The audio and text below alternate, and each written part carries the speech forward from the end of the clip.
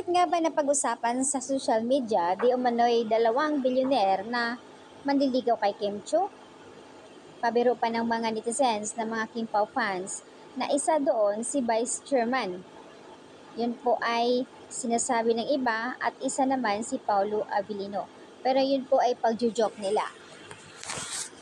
At doon sa post ng ibang mga website na sinasabi nga talaga nila na mayroong 2 billionaire na gustong manliligaw kay Kim Chiu.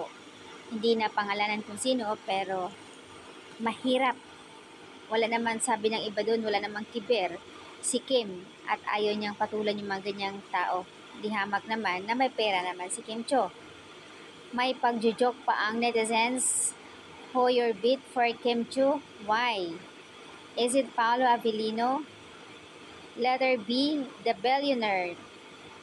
Still one of the X and none of the above. Ang charot lang talaga nila, nagpapa-quiz pa ha.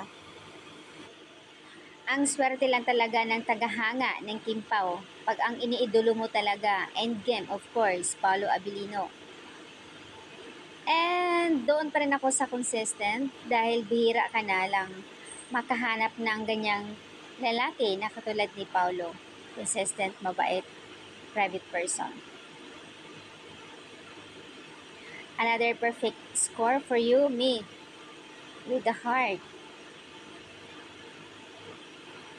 Ginagalaw na ni Paulo ang baso. Hunos din kayo na walang makakadiskarte kay Kim kapag si Paulo na ang gumalaw. Ngayon natuklasan ko na kung sino si Paulo ayon sa netizens. Isa po siyang napaka-gentleman, tahimik. Simpleng galaw lang talaga siya pero isang salita na talagang may laman. 'Di ba nakakilig? So doon ako naniniwala talaga kasi personal nakita ko na si Paulo during the taping nila in Linlang. Nakita ko na sila. Napakasimple lang talaga niya, tahimik. But also Kimi, dahil nga clingy siya, sweet, nadadala talaga si Paulo sa pagiging sweet ni Kimi. Grabe.